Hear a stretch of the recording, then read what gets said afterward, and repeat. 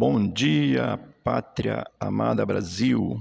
Hoje, 7 de setembro de 2025, domingo, dia da nossa independência, que não estamos tão independentes assim, por causa de corruptos e covardes. Amém? Mas vamos restaurar nossa democracia, assim eu creio. Vamos aqui meditar na palavra de Deus. O nosso texto hoje é o Salmo 18, versículo é o 39, tá certo? Diz assim a palavra do Senhor: Pois de força me ungiste para o combate e me submeteste os que se levantam contra mim. Amém? O Salmo 18, ele tem 50 versículos e ele é um salmo, um cântico de Davi, quando o Senhor deu a vitória a Davi sobre todos os seus inimigos e contra Saul. Então, quando Deus deu essa vitória a Davi, ele cantou esse salmo como um salmo de alegria, de triunfo. Amém? Eu vou dar aqui as divisões do salmo, assim, de uma forma para a gente ter alguma compreensão mais fácil. Do versículo 1 ao 3 é a introdução do Salmo 18, onde é feita uma declaração de amor e fé a Deus. Amém? Você precisa amar a Deus e ter fé nele. Amém? O Salmo todo, ele está inserido dentro do contexto histórico do livro de Samuel, 1 Samuel, tá certo? O versículo 4 ao 19 está assim, sendo relatada a forma como Deus livrou seu servo Davi. E foi de maneira bélica mesmo, de luta, com tiro, com canhão, com espada, com o que tinha, com flecha. Foi guerra mesmo. É a forma como Deus livrou Davi naquele momento, foi literalmente com guerra mesmo, tá certo? Do versículo 4 ao 19 está narrado isso.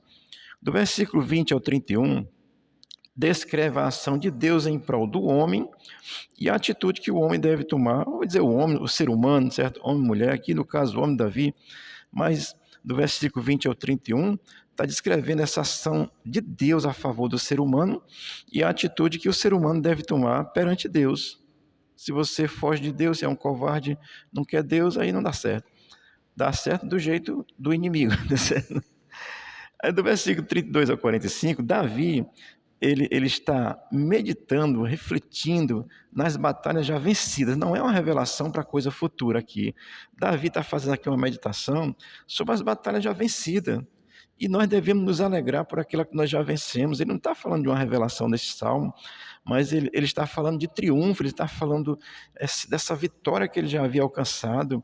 Ele está louvando a Deus em ações de graças e pelas conquistas já realizadas. Amém? Nós devemos louvar a Deus pelas conquistas já realizadas. Eu estou aqui louvando a Deus por muitas conquistas que o Senhor já me deu pessoalmente, que o Senhor já me deu como família, o Senhor já me deu como igreja, o Senhor já nos deu como nação. Então, tenho louvado a Deus e nós devemos louvar mesmo por cada vitória dada. E do versículo 46 ao 50, o Salmo ele vai terminar assim, apresentando essa narrativa, não é a narrativa dos mentirosos de hoje, tá certo? Mas é a narrativa de como Deus havia acompanhado Davi em todos os seus processos de dificuldade e lhe dado vitória. Amém? Esse é o contexto do Salmo 18. Eu vou aqui olhar para o versículo 39, que é o assunto da nossa questão aqui nesse momento. Quero só dizer mais algumas palavras para mim e para você, nesse dia tão importante para a nossa nação. O versículo 39 começa dizendo assim: Pois de força me ungiste. Olha, Davi, sendo rei de Israel, tendo um exército grandioso, tendo poderio como rei como ele tinha, toda a sua estrutura, toda a sua condição, mas ele compreende que a força que foi dada a ele para que ele tivesse a estratégia para vencer é porque foi Deus que ungiu ele de força. Amém? Olha, amados, as batalhas físicas elas também têm manifestações espirituais. Davi foi a luta, foi a guerra, mas ele tem consciência que a força que tinha é porque havia uma unção de Deus sobre ele. Você queira a unção de Deus sobre sua vida, sim. E a unção hoje é dada pela presença de Cristo em tua vida, pela fé em Cristo. Amém? E o texto vai dizer assim: pois de força me ungiste, aí vai dizer, para o combate. Ora, essa expressão deixa bem claro que o confronto direto no combate Davi tem a compreensão que ele venceu a guerra porque ele havia sido preparado, assim, certamente com oração, com temor, com confiança em Deus. As pessoas às vezes alcançam vitória, mas a vitória às vezes é com confiança no diabo ou na sua própria força, e aí é uma vitória parcial. Mas a vitória plena é dada. E o Davi foi para o combate com essa compreensão de que a, ele estava aí preparado, ungido, certamente tinha orado, com temor a Deus, querido, isso é importante, temor e confiança no Senhor. Certamente Davi estava com essa condição. O versículo vai terminar dizendo assim: e me submeteste os que se levantam contra mim.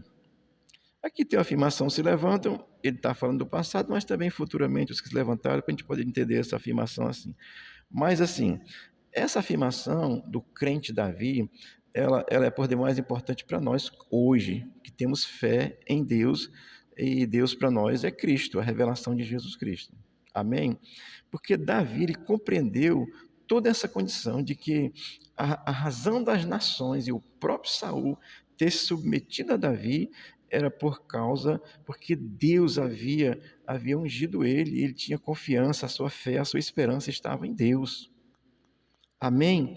Portanto, dentro dessa compreensão do versículo 19, todo o salmo, como eu compartilhei aqui a divisão do salmo um pouco para você, o desejo do meu coração é que a nação brasileira que tem fé em Cristo esteja unida com essa confiança, sabendo que do Senhor vem a nossa vitória. Amém? Agora, amado, a vitória também é dada através de homens, entenda isso. O exército de Davi foi para a luta, foi para a guerra. Mas Davi tinha uma compreensão, e o exército de Davi tinha compreensão de que era o Senhor que estava com eles.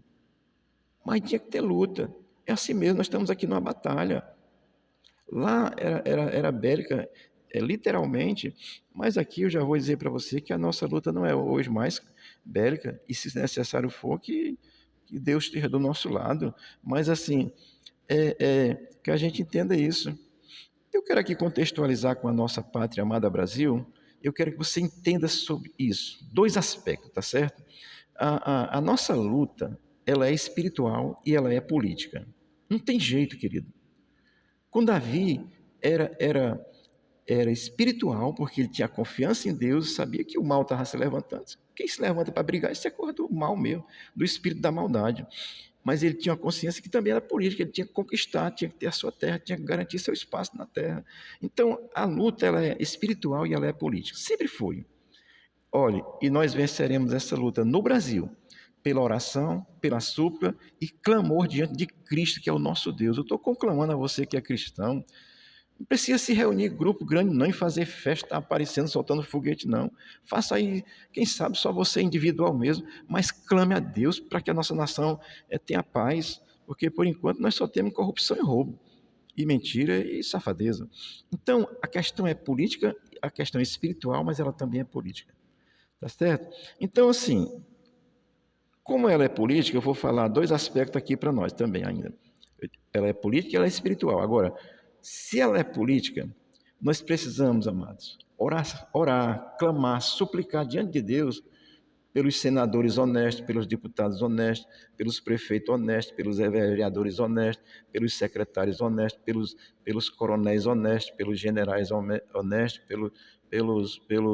pelos brigadeiros honestos, pelos almirantes honestos. Nós temos que orar pelas pessoas honestas dessa nação, para que eles cada vez mais sejam cobertos pela graça de Deus, nós possamos alcançar a vitória.